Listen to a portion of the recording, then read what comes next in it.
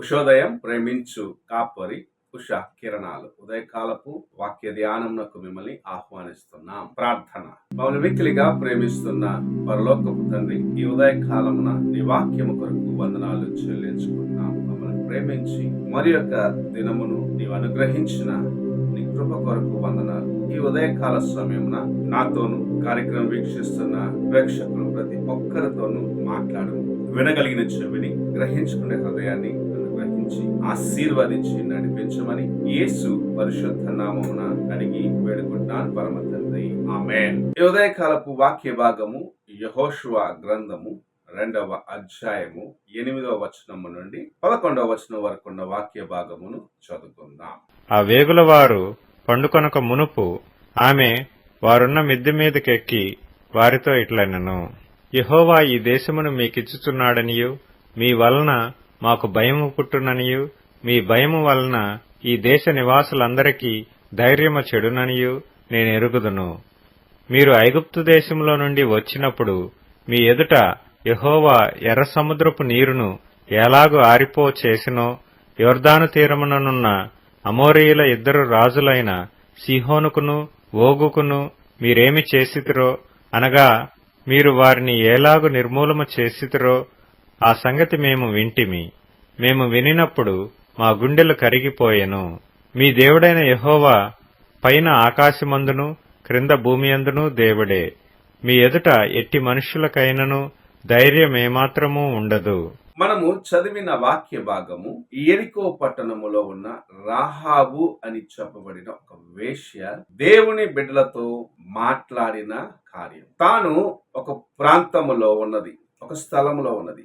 అక్కడ దేవుని బిడ్డలైన వారు ఇంకా రాలేదు. అయితే వారిని గురించిన సమాచారము, వారు చేసిన కార్యములను విన్నప్పుడు తన యొక్క హృదయములో వాటిని భద్రపరుచుకున్నది. ఎలాగు ఎర్ర సముద్రము దాటినారు, ఎలాగు వారు రాజులను జయించినారు, ఎలాగు వారు యెరికో పట్టణాన్ని కూడా స్వాధీనపరుచుకుంటారు అన్న కార్యమును ఆమె విశ్వసించినారు. మీ దేవుడు గొప్పవాడు, ఆయన ఈ పట్టణాన్ని మీ చేతికి అప్పగిస్తాడు అని ఆమె నమ్మినది. మనము చూసినట్లయితే దేవుని బిడ్డలైన వారు అనగా ఇశ్రాయేలీలు వేగు చూసేదానికి వెళ్ళినప్పుడు, మొదటిసారిగా మోషే పంపించినప్పుడు వెళ్ళినప్పుడు వారు ఇశ్రాయేల్ అనగా కానాను ప్రాంతమును వేగు చూసి ఆ స్థలము మనకు వద్దు అనుకున్న రీతిగా మాట్లాడినారు. అయితే ఆ ప్రాంతములో ఉన్న వ్యక్తి లేకపోతే ఒక స్త్రీ దేవుడు తన ప్రజలతో ఉండి చేసిన కార్యములను విశ్వసించినది, వాటిని భద్రపరుచుకున్నది. దేవుని బిడ్డలైన వారు అనుభవించిన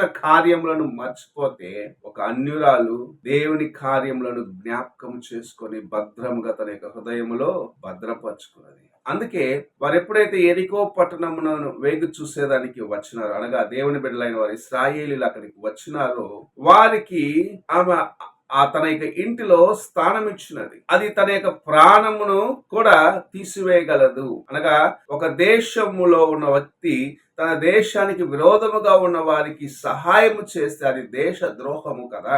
ఆ కార్యము చేసిన దానికి తనకు తన కుటుంబమునకు ఏమైనా సంభవించవచ్చు, కానీ తాను తన యొక్క హృదయములో వీరి దేవుడు గొప్పవాడు, అనగా ఎర్ర సముద్రమును దాటించినాడు, అరణ్యములో వీరు నడిచి వచ్చినప్పుడు ఎన్నో గొప్ప కార్యములను చేసినాడని నేను విన్నాను. విన్న కార్యములను నేను తెలుసుకునేదానికి ఇప్పుడు ఒక సమయం వచ్చినది అని తన బిడ్డల ద్వారా తెలుసుకున్నది మాత్రమే కాదు, ఆయన యందు కలిగి ఉన్న విశ్వాసమును తన యొక్క మాటల ద్వారాగా ఇక్కడ తెలియపరచడం చూడగలము. ఈ ఉదయకాల సమయమున దేవుని యొక్క వాక్యమును వింటున్న ప్రియ సహోదరుడా, సహోదరి, ఎన్నాళ్ళుగా నీవు దేవుని వాక్యం వింటున్నావు? నీ హృదయంలో దేవుని యొక్క వాక్యమును భద్రపరుచుకుంటున్నావా? ఆ వాక్యము దేవుని యొక్క కార్యములను నీకు జ్ఞాపకం చేస్తుందా? నీవు ఆ కార్యములు నీ హృదయంలో భద్రపరుచుకొని దేవుని కార్యముల కొరకు నీ జీవితంలో ఎదురు చూసే వ్యక్తిగా ఉన్నావా?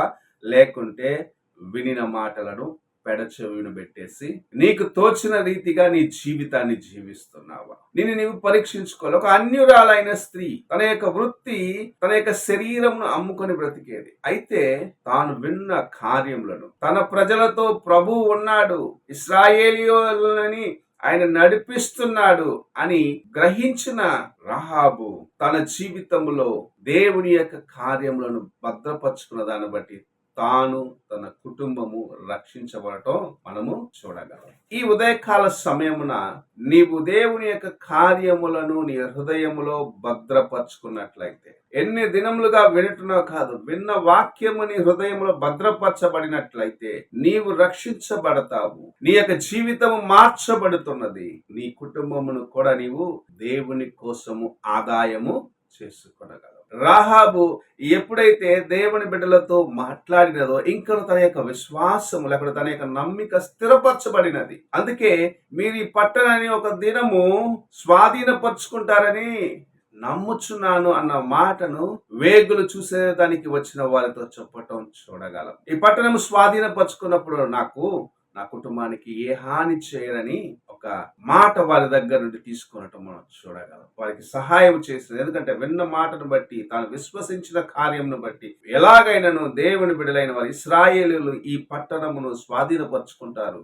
నేను నా ఇంటి వారు క్షేమముగా ఉండాలంటే ఆయన యొక్క చరణం జరగాలంటే వారితో నేను కూడా కలిసి ఉండాలి అన్న ఒక తలంపును ఆమె కలిగి ఉండటం చూడగలము. ఈ ఉదయకాల సమయమున నీవు నీ ఇంటి వారు క్షేమముగా ఉండాలి, దేవుని యొక్క రాజ్యములో స్థిరముగా నిలిచి ఉండాలి, ఆయనతో పాటు యుగ యుగములు ఆనందించాలంటే మొదటిగా నీవు పూర్ణముగా దేవుని యొక్క వాక్యము చేత నింపుకొని ఆయనకు సమర్పించుకొని, ప్రభువా నా జీవితం ఇంతవరకు బలహీనతలతో నింపబడి ఉన్నది, ఇంతవరకు నేను లోకానుసారముగా జీవించినాను, ఇంతవరకు పాపము నన్ను ఏలుబడి చేసినది, కానీ ఇక నుండి నేను నీ కోసము జీవిస్తాను, నేను రక్షించబడాలని ఆశిస్తున్నాను, నా కుటుంబమును కూడా నీ కోసము ఆదాయము చేసుకోవాలని ఆశిస్తున్నానని నీవు నీ హృదయాన్ని దేవునికి సమర్పించినట్లయితే, మనం చూసినట్లయితే రాహాబు తాను మాత్రమే కాదు ఆ ఇంటిలో ఉన్న వారందరినీ,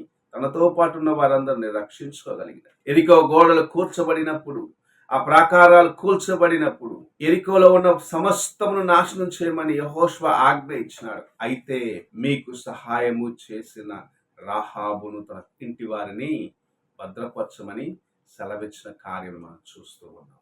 నీవు దేవుని యొక్క వాక్యం నీ హృదయంలో భద్రపరచుకొని వాక్యానుసారంగా జీవించినట్లయితే నీ చుట్టూ ఉన్న ఎరికో పట్టణము కూలిపోవచ్చు, అందులో ఉన్న కార్యములన్నీ నిర్మూలము చేయబడవచ్చు, కానీ నీవు దేవుని యందు కలిగి ఉన్న విశ్వాసమును ప్రభు స్థిరపరిచి నిన్ను రక్షించి నిన్ను నీ ఇంటి వారిని సంరక్షించాలని ఆశిస్తూ ఉన్నారు. ఈ ఉదయకాల సమయంన దేవుని యొక్క వాక్యం అంటే ప్రియ సహోదరుడా సహోదరి, నీవు దేవుని యొక్క వాక్యమును విని నీ హృదయంలో భద్రపరుచుకొని ఆయనకు సమర్పించుకొని నీ జీవితమును ఆయనకు అంకితము చేసుకున్నట్లయితే నీ చుట్టూ ఎటువంటి పరిస్థితులు ఉండను సరే ప్రభు నిన్ను అందులో బయటకు తీసి నిన్ను క్షేమమైన ప్రాంతమునకు చేర్చి నీ జీవితమును మార్చి ఆశీర్వదించాలని ఆశిస్తూ ఉన్నారు. ఈ ఉదయకాలంన నీవెలాగున్నావో ఒక్కసారి నీ హృదయాన్ని పరీక్షించుకో. ప్రార్థన చేసుకున్నాం. పరిశుద్ధుడైన యేసయ్య, ఈ ప్రాతకాల సమయంలో మాకు అనుగ్రహించిన ఈ యొక్క మాటలను బట్టి వందనాలు చెల్లించుకున్నాం. అవును తండ్రి,